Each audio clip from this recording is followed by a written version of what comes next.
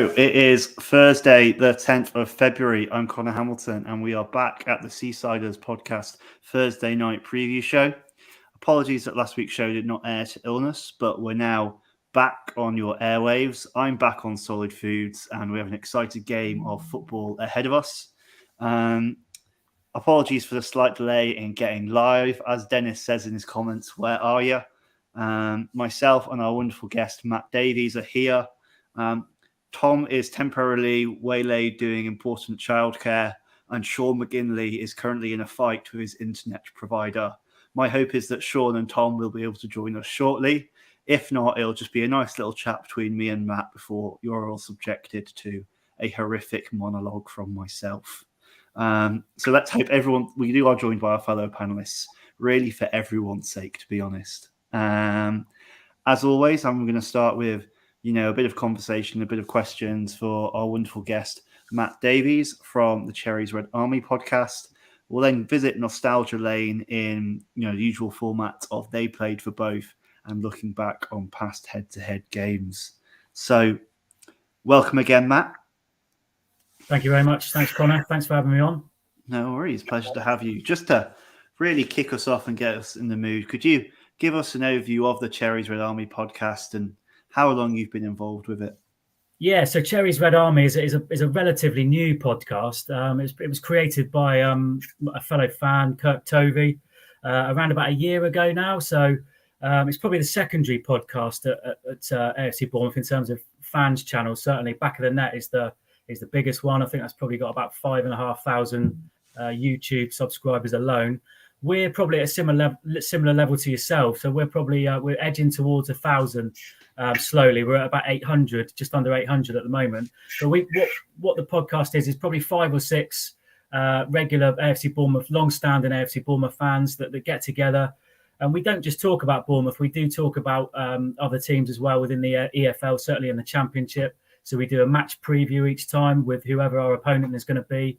And we like to say that we're the intelligent side of the AFC Bournemouth fans channel. We have some reasoned debates and what we like to think of as intellectual debate.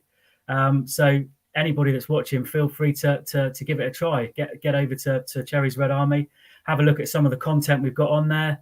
The 6 of us are very mixed, so different in our views, different in our personalities, and in our way of thinking about the game, about AFC Bournemouth, about the Championship, football in general. So yeah, it's a good mix of individuals and something that we're looking to grow gradually, really. No, fantastic, and great to hear that focus on reason, debate, and different ways of looking at things here at the Seasiders podcast. There are a number of panelists, myself and Sean included, who love to talk about the half spaces in the Gingham press. We love to know our attacking number 10s from our defensive fullbacks, etc. So kind of any Seasiders fans who do like that kind of content and want to see more of it in the Championship, do give Matt and team a check out. So moving on to kind of the football this season itself, could you give us a sense about how Bournemouth fans are feeling at this point in the season? You're second, but only just. Yeah, only just. I mean, at the start of the season, obviously we were pretty disappointed how last season panned out in the end. We felt that we should have been higher within the league than we were, finishing 6th and ultimately losing out to Brentford in the playoffs. Obviously, we had the turbulence with Eddie Howe leaving, Jason Tindall coming in as manager. It was an appointment that was mixed amongst the fan base. Some sort of got behind it, but others felt that he probably wasn't the right man for the job in terms of him stepping up to be a manager, having been a number 2 for so long under Eddie. And it worked out for only so long, really. I think he got found out a little bit. He reached his limit. And from there, the board never really committed to a firm replacement. I think names like Patrick Vieira, Thierry Henry were mooted, amongst others. And we ended up appointing Jonathan Woodgate, who Tyndall actually brought to the club to work underneath him, literally about a week before he was dismissed. So we sort of stumbled to the playoffs, but with the squad we had, we felt we should have done better, really. And then over the summer, obviously, we lost a few more players. Dan Juma left us, and Scott Parker came in, and Scott Parker is obviously, and his management team has obviously somebody that the club had been courting for some time. They'd been monitoring the situation at Fulham, perhaps even while Eddie was still in charge. So we felt that it was very much a project that we were having to buy into, and a vision from the club for the future, for the long-term future. So once they'd made that investment in Scott on the team, that's when the business started to be done. So although we did lose some players, we were starting to bring in players over the summer.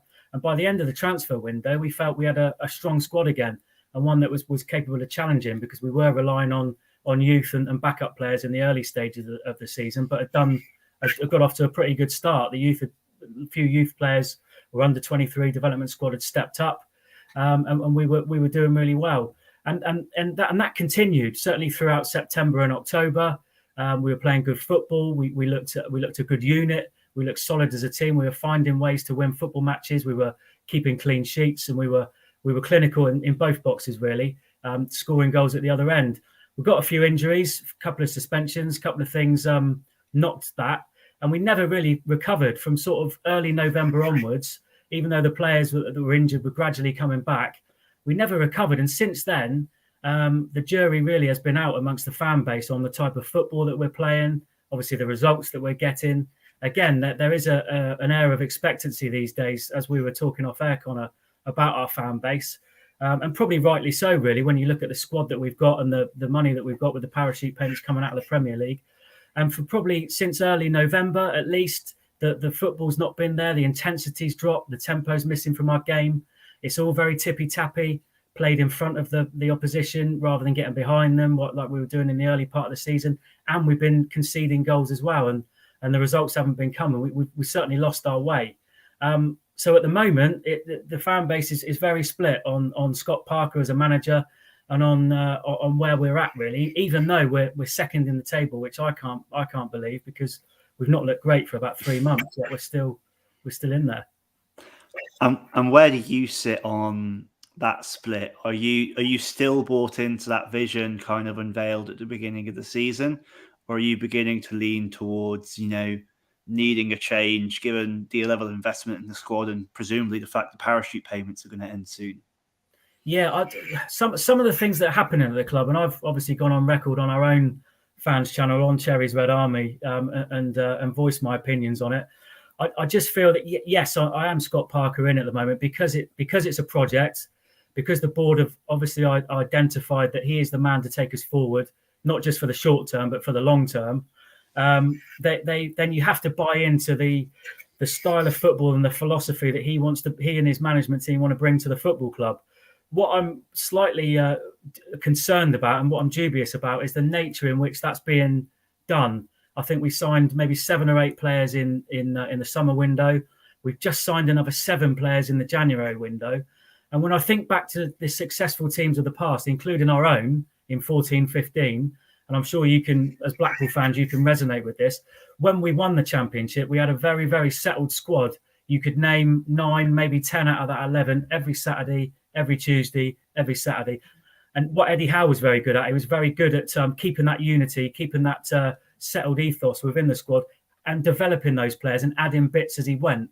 Whereas with Scott Parker, it looks at the moment as though we signed a load of players in August, and what he's now saying to us and to the board is 3 or 4 of those are not really cutting the mustard. I'm not sure if they're good enough. So go out and get me some replacements, please. But we'll still have to retain those ones that we've got on fairly lucrative contracts.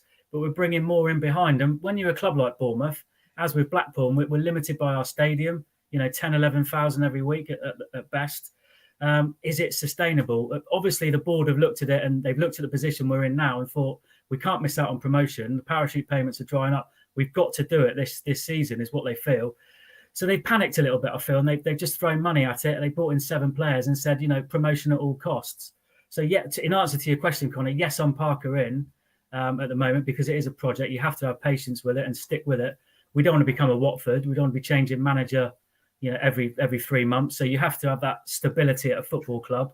But at the moment, the jury is very much out on the nature of things that are unfolding really within the setup. Okay, interesting. You've mentioned kind of a number of really quite big, you made a number of big transfers over the winter window there, which I think certainly went noticed by a lot of the Championship. If the summer was all about Fulham spending more than the rest of the league combined, felt like the winter window was, as you say, very much Bournemouth. Kiefer Moore, Dembele from Nathaniel Phillips. And with those transfers kind of coming in, are you optimistic the title chase is still on? Like, we've done our best. We've taken 5 points off Fulham for you. But do you feel like now with your squad, you've got enough to kind of go in and have a chase for that title, at the very least secure automatic promotion? Well, on paper, Connor, you would say absolutely. The title race is still on. We should be confident that we can chase Fulham down. We've still got to play them at home. We took a point off them at Craven Cottage as well, like yourselves. So you should be confident. I feel that we've got as good a squad as Fulham overall, maybe even better now when you look at it on paper. The only thing that I would go back to is can Scott Parker get the best out of it? And in terms of managing it, in terms of keeping everybody happy, I think we've got a 30-man squad now. You've got a lot of big players in there. Maybe it's some big egos at this level. Can he manage it properly? And can he keep the unity and the togetherness in that squad? And can he field a settled side? Because ultimately, that's the recipe for me for success. You need to have a settled side. You need to form partnerships. There needs to be cohesion within it, and they need to be a happy group. And so that's the big question for me. Can Parker now get the best out of the squad? We've seen what his way of thinking is at Fulham. He likes to have a big bloated squad. He likes to use the loan market. He likes to bring in Premier League youngsters on loan with a view to maybe signing them up permanently. He likes to create that competition for places, but that doesn't always guarantee success, as you probably yourselves. So you throw money at a problem, it doesn't always solve it.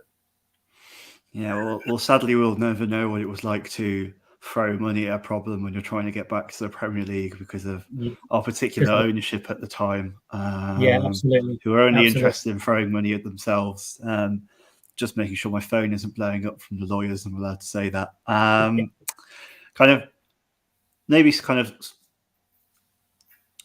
Casting our minds back and kind of going a little bit more specific now, going back to sunny August of 2021, COVID, at least we thought at the time, is over. Fans back in stadium, 2-2 draw on a beautiful day at the Vitality Stadium.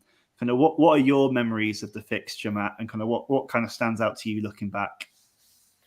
So I was at the game. I think the memories of the fixture, really, when I went into it, I think we as I alluded to earlier, we had quite a threadbare squad at the time. It was just before the window shut, I think, so we were relying on a lot of our youngsters to step up. And in the early part of the season, they certainly did that for us, and we started the season well. We still had a lot of quality out on the pitch, of course. So we went into that game confident, as you would expect, went 2-0 up. And I think, if I remember rightly, Dom Solanke got both goals.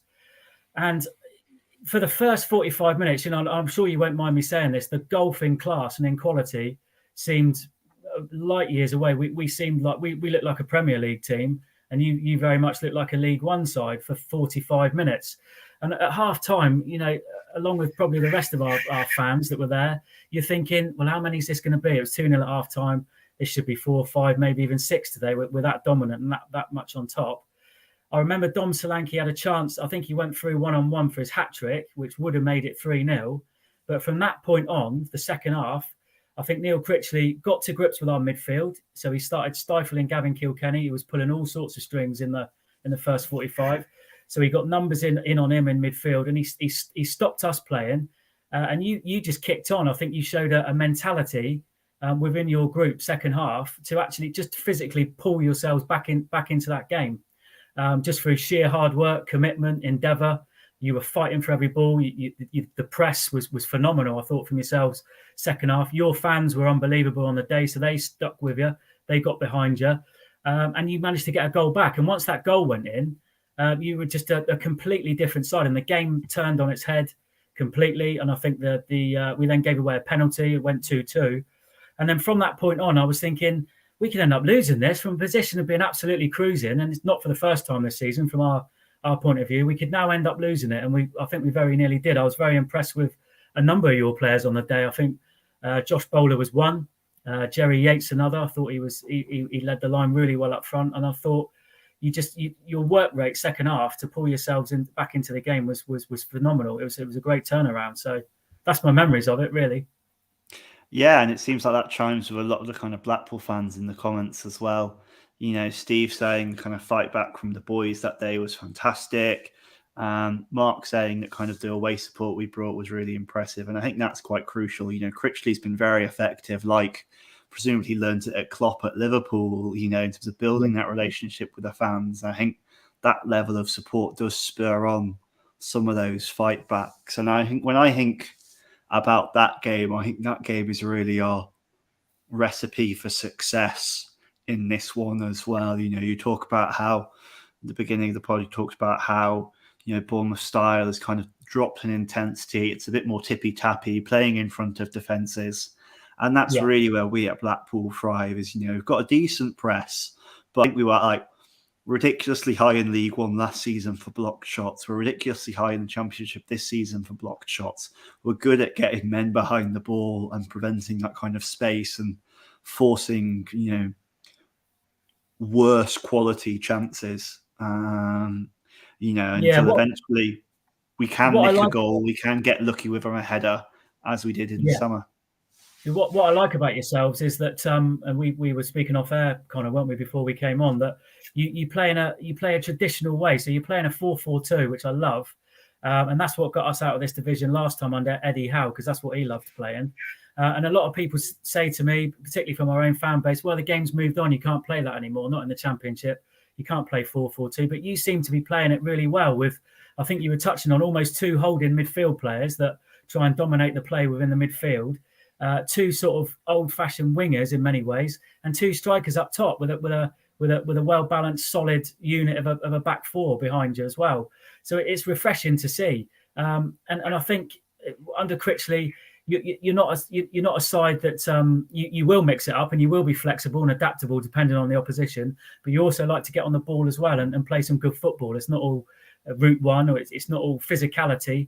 It's about your technical ability as well. And that's what I've been impressed with Blackpool this season. As I said, a lot of fans within the Championship, including ourselves, thought when you came up, you're probably going to struggle. You might be nailed on for one of those relegation places. And you're certainly proving a lot of those people wrong at the moment, which is great to see. Yeah, we love doing that. There are quite a few tweets early on in the season that Blackpool fans have bookmarked, and we do revisit it quite occasionally and say, you've looked a bit silly there, lads, now. Amazing. Well, we've been there ourselves, of course. It's great.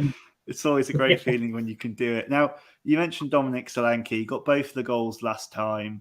Really feel like he's kicked on and found consistency this season, at least from, an outside fan's perspective. But who are the other kind of breakout stars or people in the Bournemouth squad that we should be watching out for, keeping our eye on, concerned about? Well, you're right about Dominic Solanke. He has. I mean, the jury was firmly out on him as well as a player, particularly when we bought him for 19 million, I think it was, from Liverpool when we were in the Premier League. And he never really cut. He's only a young lad still. He certainly was when we bought him, but never really managed to break into the team. Or whenever he did, he didn't really perform to any great level. But he's a confidence player, and he has been brought on. I think Jonathan Woodgate played a part in that last season, even Jason Tindall as well. You have to credit them with that. And this season, Scott Parker has got the best out of him. It's not just his goals, it's his work rate, it's what else he brings to the team. He runs the channels, he holds the ball up. His work rate is phenomenal. He brings a lot of other players along our front line into play. But he's also backing that up now with numbers in terms of goals and assists, and particularly goals. I think he scored his 20th goal against Birmingham City last night. And he's been great for us. In terms of other players to watch out for from our point of view, Ryan Christie has been lively. He had a great start for us. The only thing he's lacked really is goals and even assists of late, but his work rate is phenomenal. And when he is in the final third, and if you give him time and space, he'll cause a lot of problems for you within the penalty box. Phil Billing is an unpredictable character. He'll amble around the pitch for 80 minutes. He'll do very little, and you'll be, as a Bournemouth fan, you'll be very, very frustrated with him. His work rate's not always there. His attitude and his body language look awful at times, but then out of nowhere, he'll come out, he'll do something outrageous, like an overhead kick that goes in the top corner. or he'll come deep and slot a through ball through for an assist for Solanke, and he's done his job in that sort of number 8 role behind the front three. So he's certainly one to watch as well. Earlier on in the season, I would have said probably Jordan Zamura and Jayden Anthony as well down the left-hand side, two of our younger players from the development squad that have formed an unbelievable partnership and link up down the left, which came out of nowhere. It was really unexpected. They've dropped off a bit lately. Zamura has been away on African Cup of Nations duty with Zimbabwe, and Jayden Anthony of late, he couldn't play without him, really. They're obviously big mates, and it was almost like he was saying, well, if my mate Jordan's not behind me, I can't play. So he's dropped off, even though he's scored, I think he's got 6 goals, 6 assists, Anthony, this season. Might even be 7 now after tonight. So they're the two to watch because they have linked up again and they were much better last night. And I think the only thing to say on the back of what I was saying earlier about the fact that our levels have dropped, they did return somewhat last night. So it might be a little bit of a concern for yourselves because our tempo and our intensity and our front play, our forward play, our incisiveness, if you like, in that final third last night was much better. I think the one other name probably to look out for in our squad is Todd Cantwell. He's coming on loan from Norwich, which I still pinching myself really the fact that we've got him, because he was linked with sort of 40 million plus moves away to Villa and whoever else a year ago. But he's obviously mentally and physically not been right, fallen out of favour at Norwich. So he's come to us on loan initially, and he actually started last night, and he played in a role just behind the front three because obviously we play a 4-3-3 really.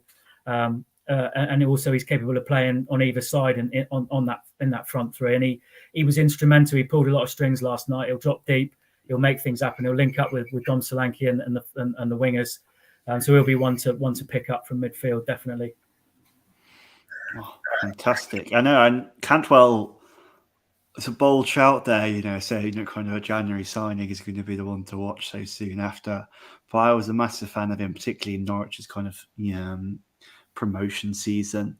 And if you can recapture any of that form, I think you're, on your way to the Premier League laughing, you're halfway there. Absolutely. We've talked a lot about the players and the past games and kind of forms across the season so far. Kind of now putting that all together and putting rubber on the road, it would be fantastic to get your match predictions and score predictions and now reciprocate and do the same. Yeah, I'm expecting a really tough game. Obviously, we had 45 minutes at least, which was really difficult against yourselves earlier in the season. And I've obviously monitored you very closely and followed you throughout the season and been very impressed in the main with what I've seen. So I'm expecting a really tough game. It's going to be a contrast of styles and formations by the sounds of it, as you've pointed out earlier on. 4-4-2 going up against a 4-3-3 really. So it'll be interesting to see how that shapes up and what happens there. I think it'll be a tight game. I don't see too many goals in it, to be honest. We've just signed Nat Phillips on loan from Liverpool. Mm-hmm. Who partnered Lloyd Kelly last night, and we did look a lot more solid at the back. Mark Travers has been great in goal for us as well. I don't see too many goals in it. I'm going to go. Obviously, I've got to go positive from Bournemouth. We're second in the league. I'm hopeful that last night will be the start of a new run for us to really kick on now and gain some momentum again and really nail that top 2 spot, if not the top spot. So I'm going to go with a very, very narrow 2-1 victory, but I'm expecting a really, really tough game from yourselves. And, if you were to go against any Blackpool fan that goes against that, as inevitably you will, I wouldn't be in too much disagreement, but I've got to be positive as a Bournemouth fan. No, completely. And I'm absolutely in line with your philosophy here. I remember our first Fulham preview show, another panelists like Blackpool are going to lose 3-0, we're going to lose 2-0, etc. I'm like, no, you can't come on your podcast and back your own team to lose. It's just not acceptable behaviour. Yeah. So I'm fully in support of you there. Obviously going to disagree with you though. I think I'm going to kind of go the reverse result, agree with Steve and Mark in the comments and say 2-1 to Blackpool. As you kind of pointed out, I think goals are going to be at a premium. We managed to score 3 of them in our, last home match, but that is very much the exception. We're used to kind of nicking results away, 1-1, maybe 2-1 if we're lucky. I think you're probably going to dominate a lot of the ball, and it is going to be nicking a goal here or there. Maybe kind of you play normally quite aggressive with your fullbacks from what I've seen, so hoping that people like Josh Bowler or whoever we have on the left can exploit that. I just, as you say, I think this is going to be a really tough one to call. I think if Blackpool can come away with a point, that'll be really, really positive for us. We're pretty much safe now, but at least, touch wood, I feel. Every little counts. And you'll still have, even if you get 2 draws, you'll still have done better than Fulham against us, which I guess is the main thing for you. Absolutely. Okay, so I'm pleased to announce that we'll move on to our next section shortly, which is they played for both. It's been a bit of a kind of dynamic duo effort from here, and me and Matt. Please do keep Tom, our kind of co-presenter, in your minds and prayers, because he's sadly kind of having to take his little boy Jude to A&E. So please do kind of give him your best, wish him your best support. But I am pleased that we've managed to draft in the reserves. We've got a very great deep bench here at the Seasiders preview pod. So I'm delighted to be welcomed by Tim and Matt into the pod. Straight back from my bike ride. Calling into action. Still, I've got the same to take my coat off yet. At least you've not got a ridiculous shirt on. I've been listening to you on the way around, by the way. I was excellent stuff so far, I've got to say. Oh, thank you very much, Tim. And I must say, we've had some really positive comments about Matt. Craig has come out and said he's the best away fan by far we've had this season. Good lad, Craig. The Cherries Red Army, you've had some support from your own travelling fan base as well.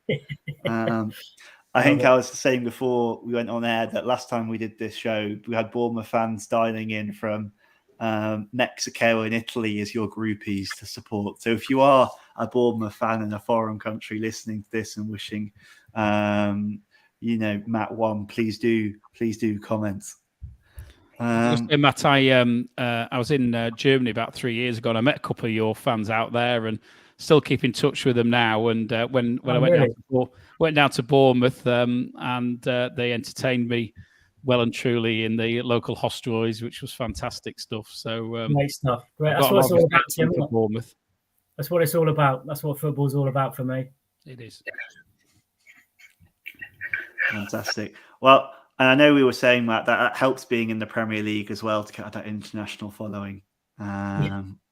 Yeah, we know. Well, as you can imagine, lads, we never had that before. Really, it's only since we've got to the Premier League that we've become a bit of a global brand, as I'm sure you did those years ago when you were in there.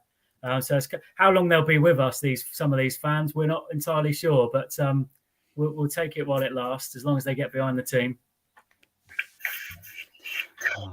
So speaking of, looking back in the past, reliving our Premier League glory days, it's time for the next part of the show. They played for both, when we go down memory lane and look at some of the illustrious players to grace both our clubs. Matt, normally I kick us off because, the Blackpool fans kick us off because we like to be nice, but I'm aware Matt and Tim have rarely got warmed up so far. So, Matt, can you think of any players you'd like to draw to our attention who've played for both Blackpool and Bournemouth? I'm trying to think. Actually, was Liam Feeney? Did you have Liam Feeney? We did indeed. If Sean McGinley were here, he'd be singing his praises. He put him in the best Simon Sadler 11 in the paper recently, such as a esteem he holds him. Was he any good at Bournemouth? Yeah, I mean, when we had Liam Feeney, I think we took him from non-league. Might have even been Weymouth. We signed him for about 25,000. It was probably back in the days where we were minus 17 at the bottom of the Football League, where we had all those points deductions, and we went from League One to League Two. And Eddie Howe had started his first reign as Bournemouth manager. And he cobbled together a side. A lot of non-league players came through, the likes of Anton Robinson and Danny Hollands, and Liam Feeney was one of those players. And at League Two level and even League One level, he was phenomenal. We played him as a traditional sort of right winger, and he was a player that used to like to beat his man, to get into the box, link up with the front two. We played a front two back in those days, a proper 4-4-2 like you boys do, which I love to see.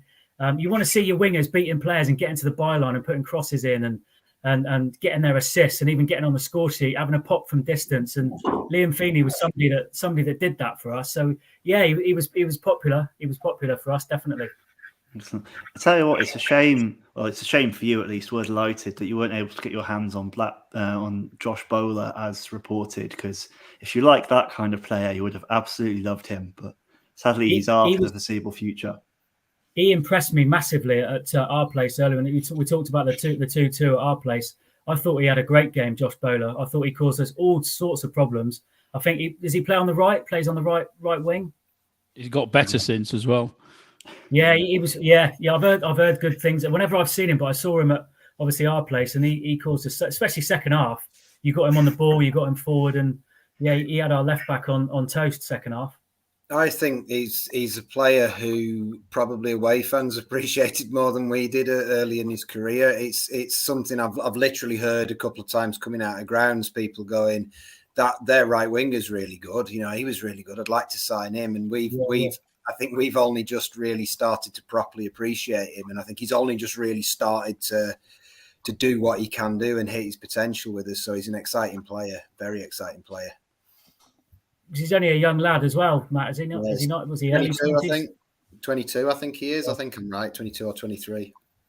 Yeah, he's got huge potential. Then, isn't he? Really, somebody that can go a long way in the game, I think. Completely. We've got some great stats and a comment from Dennis. You know, Liam Feeney was second in all 4 divisions for assists after De Bruyne for Blackpool. It was incredible that year, wasn't it? Wasn't he at one point in that season top in the whole of Europe for assists? There was something mad like that. He was ahead of literally everybody in Europe at one point. And everyone was to Nangele as well. Yeah, they were all to Nando. So yeah, just stick the ball in the box for Nangele to get his head on it, and you'll be all right. And you've got to let me get the one that's all the old guys will know. Oh, Steve's beat me to it. It wasn't. Unfortunately, it wasn't before my time, Steve. Was it? Ted McDougall, who I think actually was a bit of a Bournemouth legend, wasn't he, for his goal-scoring prowess? Well, absolutely. I mean, before my time, but my dad raves about him. It's all he ever talks about. It's Ted McDougall. There's Ted in the 70s, you know, at the old Dean Court with 20,000, whatever it was, 25,000 watching him. Him and Phil Boyer up front for us back then. We've even named the stand after him. So our south stand is called the Ted McDougall South Stand. So that's how much of a legend. Unfortunately, we didn't see the best of him because we signed him. Alan Ball had just actually, to be fair, there was a bit of a buzz when it all happened. Alan Ball took over as manager, and he was still playing at. I think he joined us from Southampton via Vancouver Whitecaps or something. Yeah, and so he was still a quality player. You know, obviously he was a Blackpool player when we won the World Cup, and he brought in all these players. He brought in Willie Morgan, who used to be at United. He brought in Ted McDougall. Peter Noble and a few of the other old heads, and we just crashed and burned spectacularly. So and he ended up leaving with his tail between his legs, and we got relegated. So it wasn't a particularly auspicious year, but it was one of my first. 1979, 1980 was I think was the year in question. So he was going back a bit. He was probably in his 30s by then, I would have thought, Tim, wasn't he? Yeah. Well, they all were. I mean, I always remember Willie Morgan. He'd been out injured allegedly, and he came back with a fantastic suntan. Clearly, been out on Costa del Sol playing golf. So it was, but it was obviously it was my formative years. So I have fond memories nonetheless. Yeah, absolutely. Yeah, we all do, don't we? We all do. Yeah. No, it was before my time. So I'm just imagining Kenny Dougal with quite like a tartan hat and a very broad Scottish accent, which I realise is probably, an oversimplification. One player Steve's put in the comments, I do remember, is Miles Addison. Did he play for you as well? Yeah, he did, didn't he? Yeah, well, part of this kind of like series of dregs you persistently kind of put out on loan to us from kind of 2015, 2013 to 2015. I think Ryan Alsop, Miles Addison, Wes Thomas kind of all came to Blackpool. Wes Thomas, Jesus. Wes Thomas was either phenomenal for us or he was unbelievably poor. Probably more the latter, to be honest. He would lead the line quite well sometimes. He'd come up with the odd good goal, but the amount of games that he had where he was just non-existent or he just couldn't hit a barn door was outweighed the number of good ones he had for me. Miles Addison, less said about him the better. He was awful. It was like turning the QE2 with him on the ball. I think we got him from Derby County, and they raved about him. I think they spoke quite highly of him when we got him. We were in League One at the time, but he was shocking. He was so slow. He was pedestrian. He was not great at all. I have literally no memory of him. Like, if you told me that was the name of a solicitor or something, then I'd go, "Oh, okay." Yeah, no memory of him at all. He might as well have been a solicitor, Matt, because he wasn't much use There's anything wrong with solicitors. I want to make that very clear in present company. I just meant as a the legal profession is a fine profession, of course. Absolutely. Well, the one I thought of. I struggled with Bournemouth and Blackpool, but the one I thought of was Dan Gosling, who was, and he was still at Bournemouth, wasn't he, till very recently? So he was at Bournemouth. Probably he was at Bournemouth when we went up from the Championship as champions in 2015, and he left last year. So he was long serving for us. Never a regular in the starting 11, not always a regular at all. But whenever he was called upon, he always did a job for us in that holding midfield role. He was always solid, always dependable. Not the greatest in terms of his ability, but he would run through brick walls for you, and his work rate was phenomenal. Dan Gosling, very honest professional. Not the greatest technically, but he's held in high regard with ourselves, definitely. And the other one, I think the obvious one, I don't know if we've said it, is Jorgensen. Mm-hmm. Steve Hutchinson's got it. Yeah, he's trumping us all, Steve, today, isn't he? Brilliant. Yeah, good, happy memories of Klaus. Yeah, he was a bit of a flair player as well. Klaus, wasn't he? On his day, he could make things happen for you. Yeah. Well, he could mix it up and make things happen. He was a good player in that respect, and I think he held in very high regard by us as well. Was he really? Yeah. Well, yeah, and he's sort of. I don't know what Tim and Connor think about that, but he's sort of the player we're missing now, if that makes sense. Just that player who can do a bit of both and grab you a goal on the edge of the box and kind of burst into the box and score and he's kind of what we need. If we could reanimate him, and not that he's dead, but if we could reanimate him or what's the word, rejuvenate him. And get him in our midfield, I think he'd be quite close to what would make the difference between us being probably a mid-table side and actually a bit more of a threatening side, and that sort of player. Did Klaus come in as part of the team that got us back into the Championship, or did he come after that? I seem to remember he was in that in the playoff final. I seem to remember he was playoff final against Yeovil. I seem to remember. Yeah. So we've all got quite fond memories of that because we'd languished in the lower divisions for 29 years, I think it was. And bar one occasion when we arguably should have gone up, we never really looked like we were going to knock on the door, and then all of a sudden we got a bit of a sprinkle of fairy dust from our Latvian minority shareholder, and we were getting players like Klaus and others who came in who just transformed us overnight into something that looked half decent. So it's. I think even Connor will remember that as well, won't he, Connor?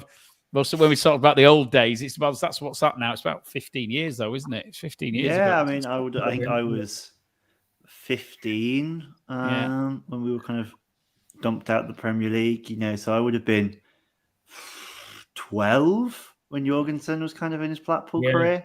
Because your playoff final against Yeovil, was that 2007, round about then? Yeah, it was one of the first ever games at the new Wembley after it opened. Yeah. In fact, I think they played a women's game there beforehand, but it was the first competitive men's match, effectively, at the new Wembley. Was it 2-0? You beat them 2-0? Yeah. Yeah. Look at that knowledge, Matt. He's done his preparation before coming onto the podcast. If you asked me a playoff final score, I wouldn't have a clue. Well, there's been so many of them, Tim. There's been so many of them. This is it. Yeah. This is true.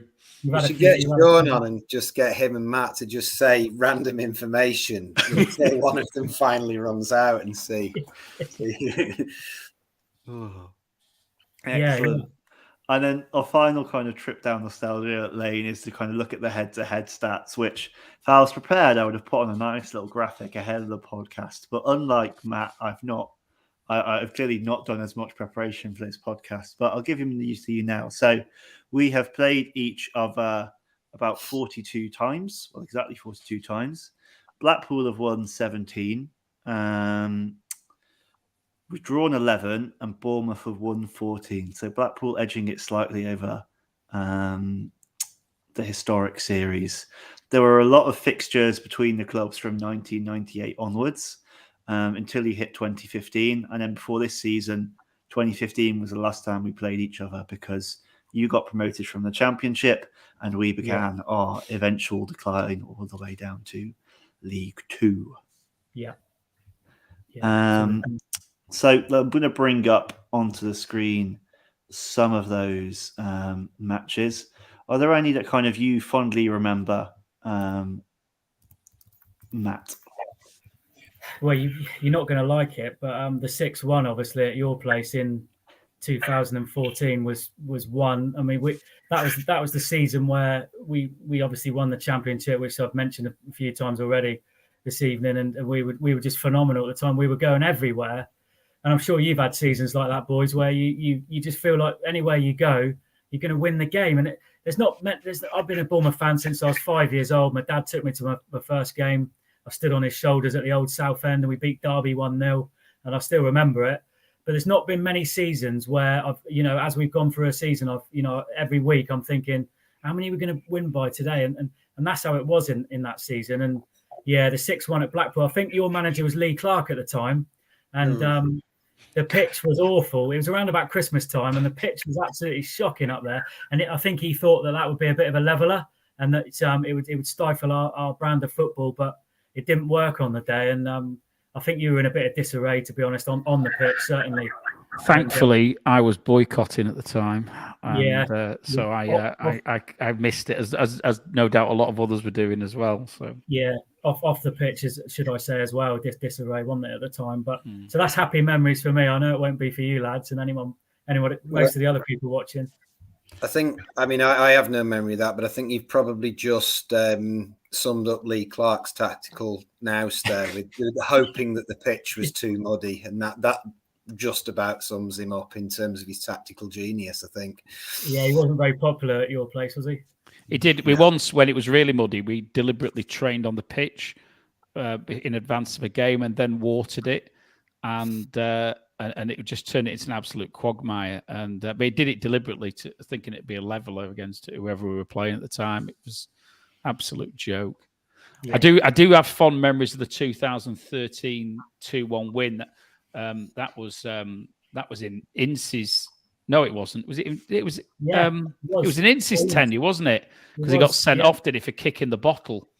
Correct. That's it. I remember it. Yeah, that was our first season up. We were top of the league actually after that result, and then it went. Yeah. I think we went to Yeovil after that, and it all came off. The rails came off again. But I went down to Bournemouth for the weekend, and it had a great time. It was really good. So. He had his boy playing? Did he not, Tim? He was Tom Ince? Yeah. And he ruined him as well by. It was the worst thing he ever did was take over as manager. He used to come and watch him, sit in the stands, and we had no manager. I think it was after what's he called? The Baltimore. What was he called? The one that went to Blackburn. Oh, Appleton. That's after Appleton left. Our shortest serving ever manager. Yeah, less than 40 days. I think he beat Brian Clough at Leeds, didn't he? Is that what it was? Yeah, it was like 11 matches or something ridiculous. It was. I think it was 8, wasn't it? I just feel the number 8 springs to mind. I think it was 8 games. Maybe. Yeah, I think it was. Yeah, but I do remember that 2-1 at our place, because that was our first season up from League One into the Championship. And I remember thinking, I was at that game, and I thought you were streets ahead of us that day. And I remember thinking it's going to be a tough season for us, because they looked far. But it was men against boys that day a little bit. Yeah. Even though it was only 2-1, I thought you were so much better than us that day on the whole. We had some good players. I mean, we still had Barry Ferguson playing for us and players like that. You know, so we still had the shell of a decent side, but it was falling apart. But there were still certain players there who were decent. I think we probably, we'll still have had players like Cathcart possibly, and maybe even Eardley and Baptiste and Gilks we had. So we still had some decent players in that side, as well as a few young players like Tom Ince. So it was cracking. The cracks were starting to show though, without a shadow of a doubt. Yeah, it soon tailed off a little bit, didn't it, that season, I think. I don't remember that 4-3 in 2002. Does anybody remember that one? 4-3, 4-3. I would have been 7, so no. Matt, I remember the 3-3. I just brought that one up, and remember the 3-3. I remember that one. Yeah, and I was sort of having a reminisce about some of the names in there, like Scott Vernon and players like that. But I noticed Eddie Howe played that game, which is I didn't even realise I'd seen Eddie Howe play, but it appears I have. But I don't remember the 4-3. The 3-3, we had a player called Danny Rodriguez, Portuguese lad, and he scored an absolute worldie that day. I'm sure it was that game, the 3-3 at your place. Paul in the comments just remembers the cold. He said it was freezing on the open away side. Paul's one of the chaps I know from Germany watching Schalke. Oh, really? There we go. We are having our international fans diving in. Truly the Seasiders pod has a global reach nowadays. So, Matt, thank you very much for your time. Spending the last 45 or so minutes or so with us. It has been an absolute pleasure. Absolute pleasure, boys. Thanks very much for having me on. Really, really enjoyed it. And let's hope we have a good game. Thank you so much. Yeah, and best of luck for the rest of the season. Yeah, all the best to you fellas, and let's hope for a good game Saturday, and may the best team win. Brilliant. Thanks, Matt, and best of luck. Thanks a lot. All right, and now we will quiz feature. Very quick quiz feature. I know this is not on your list, but I've just had a look at the 4-3, and I think I do remember this game. But which legendary, I'd use the word in inverted commas, Seasiders striker scored a late winner to seal that game 4-3? I don't think Gary Medine was even playing then, so I don't think I used the word legendary in inverted commas, Sean. Connor. So it won't be. It can't be one of Brett's early performances. No. It's nobody who's actually legendary. Oh, right. See, right. Some people go, but I think I remember the game, and I seem to remember. I seem to remember it was a night game, but I could be wrong. We're not talking about Malkin coming back from the dead, are we? We're not talking about Malkin coming back from the dead. I'll let Connor. Is this before your time, or do you remember it? It's absolutely before my time. Okay. But I will try my best to find out the answer anyway. Dun, dun, dun. Oh, Blackpool 4-3 League One. No data for it available on who scored. It's that old. Steve Hutchins got it. It was the one and only, the legend, the never once seen, never to be forgotten, Graham Fenton. Wow. Fenton! See, when he first signed, I actually thought he was going to be good for us. Yeah, I did too. I did. Man, there's a few of those, isn't there, who fall into that category of they look good when they first came on the pitch and then were awful.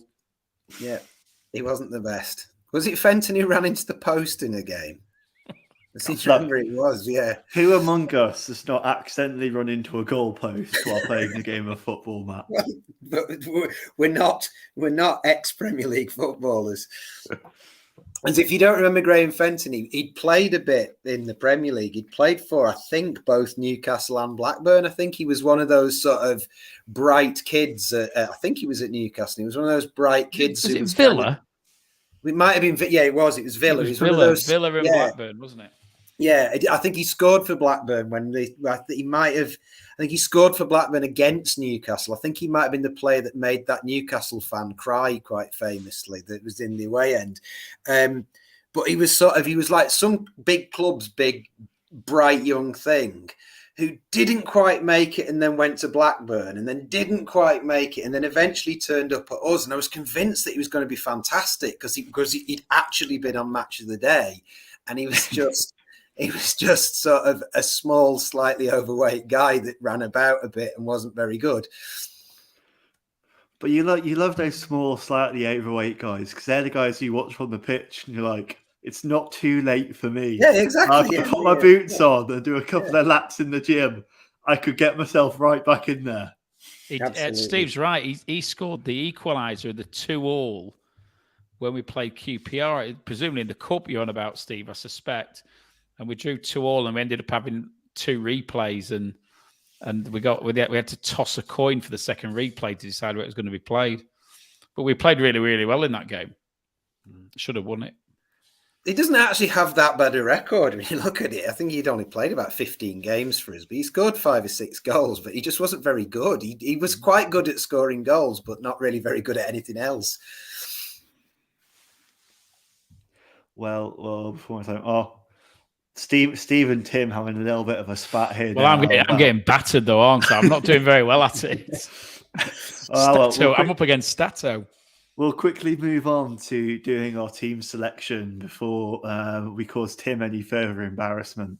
And I'm excited to bring up the John Aspinall TV, proprietary team selection tool, which apparently only works if you select Medine somewhat suspiciously. It is a bug. We've auto-populated Grimshaw in there on the assumption he's going to be on number 1 with Chris Maxwell still out. Matt/Mitch, yes. I'll start with you first. Who's your first name on the team sheet? Well, did you say it only works if you select Gary Medine? So you could say it's kind of Deus Ex Machina then, couldn't you really? Haha. Yes. No, first name on the team sheet. Well, of course I'm picking Big Gaz, but we're not there. Are we going position-wise? I don't normally do this, or are we just going for random players? Well, I was going to give you free form because free form. First name on the team sheet, Josh Bowler. There we go. I'll stick Josh Bowler in at right wing. And Tim, you're not going to get free forward because I've realised that's a terrible idea and we'll end up with a horrific squad with no structure. Who are you going to put on the left to match Josh? Well, assuming he's fit, CJ, I think. Okay. Owen Dale's assist on Tuesday wasn't enough to sway you. His first half performance I thought was all right. I thought he just tailed off a bit, but if it's right, and I think that's what the Gazette said, that Hamilton had been rested along with Gabriel for Saturday, then I can only assume. I should never assume with Critch. I can only assume he tends to play them.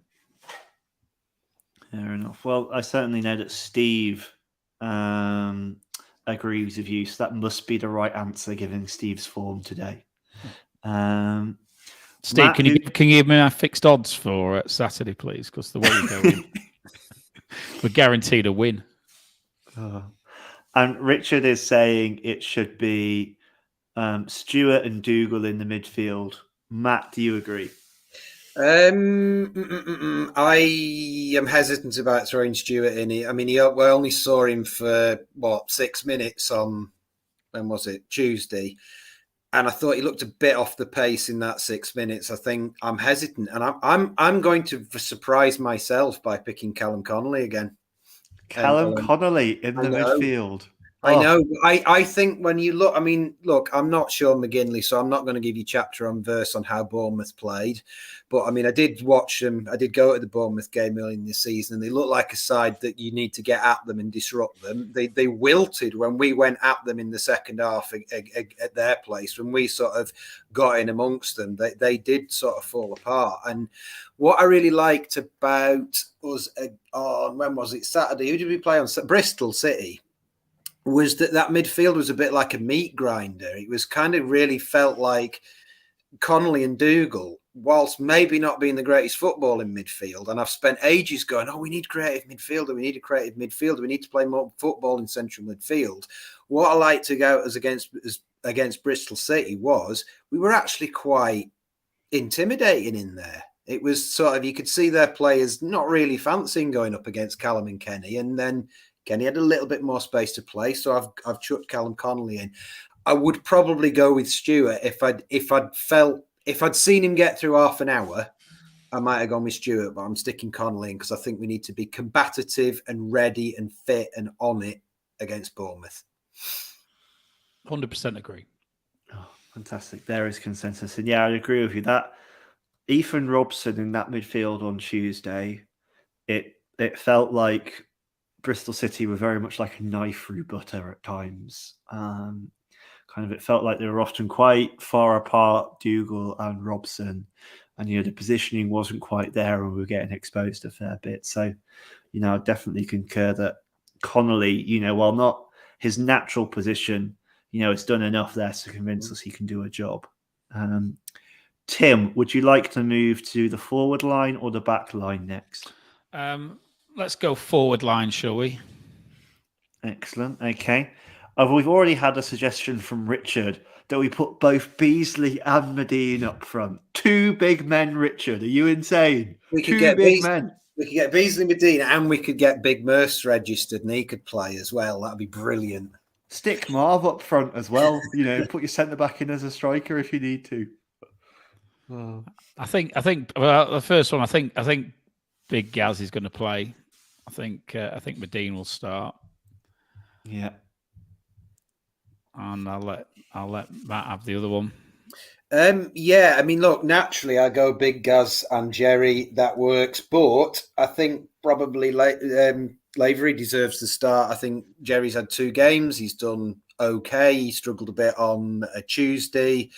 He ran around a lot. He didn't really get in the game. And I think the way it works is, I think Shane deserves the shirt now. I think that's just the way it works, isn't it? That those 2 players seem to rotate. If you don't score, then the other one has a go.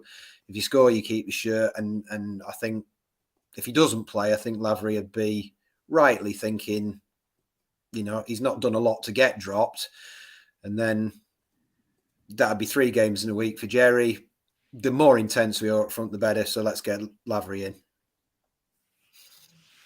Yeah, I think that point you've made around Jerry, this would be his 3rd game in a week. That intensity, that pressing is going to be so vital to kind of disrupting Bournemouth and trying to get anything out of the game. So I would put Lavery in there as well. A little bit of concern about how we deal with Bournemouth's very solid centre-backs who are quite good in the air, but that's been a recurrent theme all season and hasn't stopped in scoring yet. All right, Tim, who's your first defender on the team sheet? I'm going to go for Gabriel at right back. Okay. He's got to start if he was rested on Tuesday night.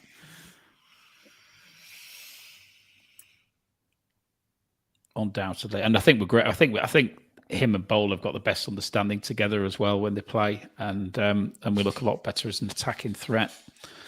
So I think he will play.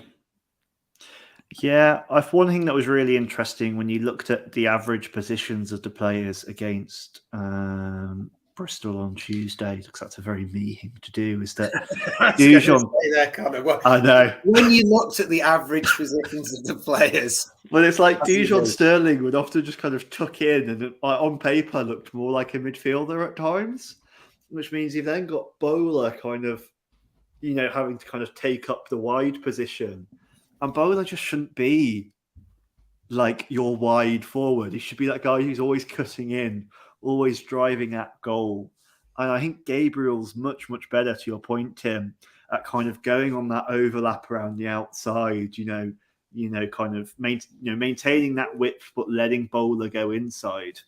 And I think, that for me is part of the key of making sure Bowler has a good game and ergo Blackpool having a good game. I never see Sterling really do that in the same way. I just think he's probably a better defender than Jordan, but playing fullback isn't just about defending, is it? Particularly in the formation that we have with the two defensive centrals. So we do need the fullbacks to push on.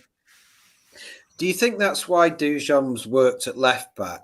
Because Hamilton on the left wing is a different prospect than Bowler on the right wing, because Hamilton is actually playing more like a left winger because he's actually playing on his natural foot, and he is getting wide and he is actually producing some quite nice balls from wide, and that sort of traditional left winger then suits Dujon playing more like a traditional left back and being more defensive.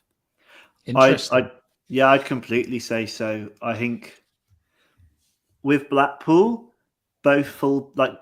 only one fullback attacked at any point, or in any given game. Like at the beginning of the season, partly I imagine due to our limitations at right back, you'd have Callum Connolly as the right back, kind of tucking in, etc., while Garbs and Keshi kind of rampaged up the left, and kind of Garbett was kind of that fifth attacking force. I think recently with the rise of Bowler and Gabriel, and kind of the injuries at left back, you've seen Gabriel be that kind of, attacking fullback.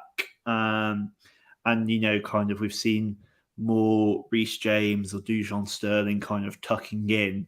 And to your point, it slightly suits CJ slightly better because he likes to kind of be a bit wider. So we've kind of almost flip the shape and flip the side. We kind of try and force that overload over the course of the season. And theoretically, it should get the most out of Gabriel and Bowler. Okay. Do we know if Keogh's fit?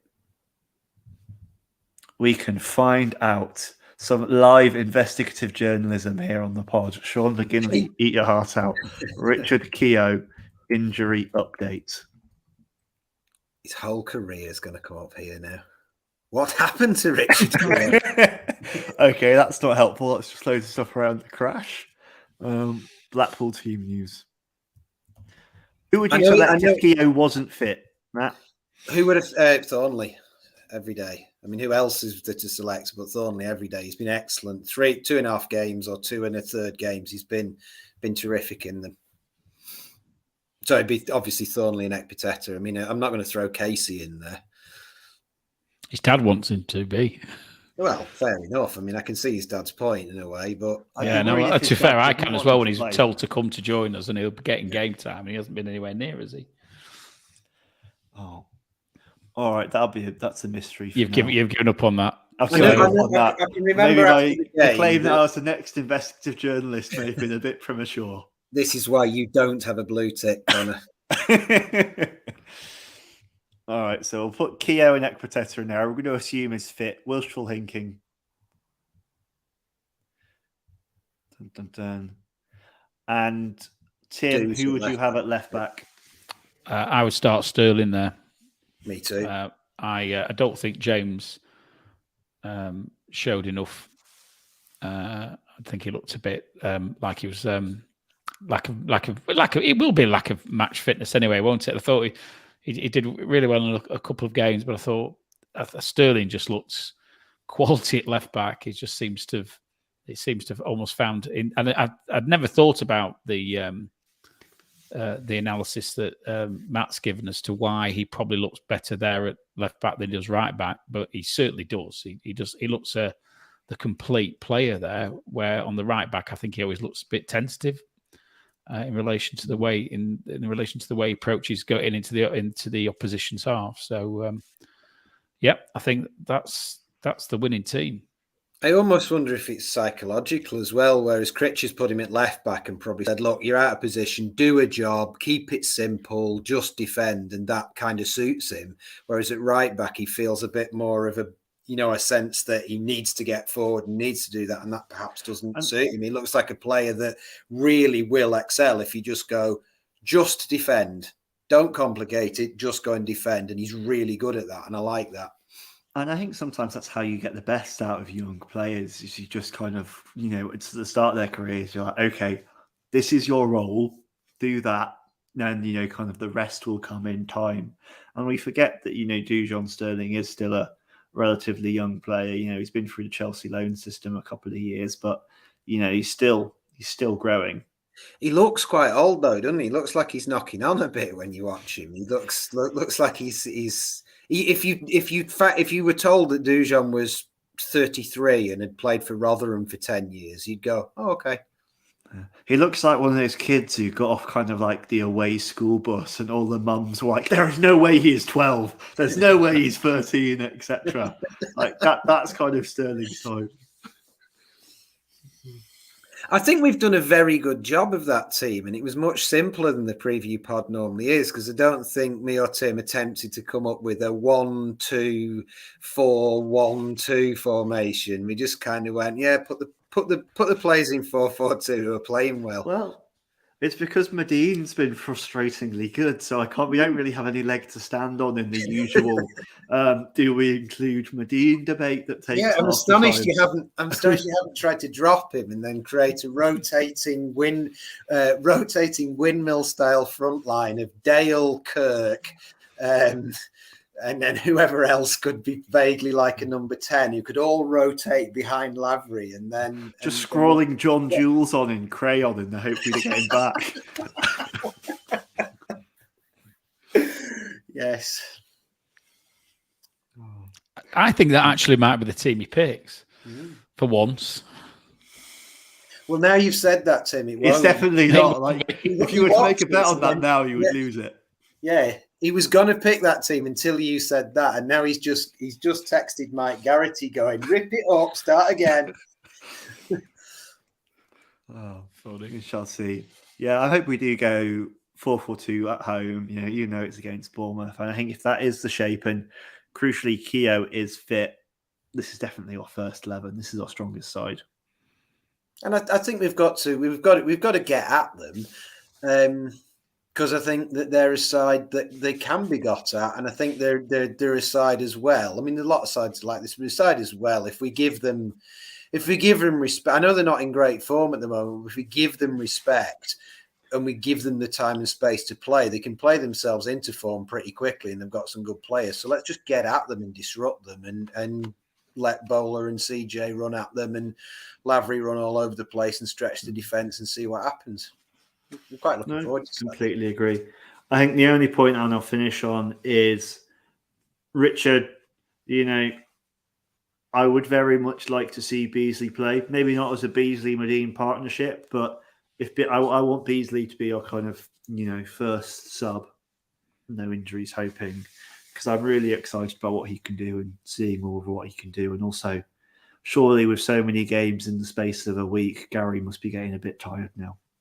I feel like I'm slightly worried, Connor, that was the subtext of that was anyone but Gary Madine. No, it's that we've got to save Gary Madine from injury, Matt, which I'm sure is a cause we can all agree with. Oh, so who knows if this will be the team that's picked on Saturday? It rarely is. We'll put it out on socials as usual for you to probably not hate this time, because you've had sensible people in the chair picking it. So, please do send your praise and adoration towards Tim, Matt, and the Seasiders pod accounts on Twitter. In the meantime, thank you very, very much for tuning in. Best of safe travels to the game on Saturday, and up the pool. Up the pool. Thanks, guys.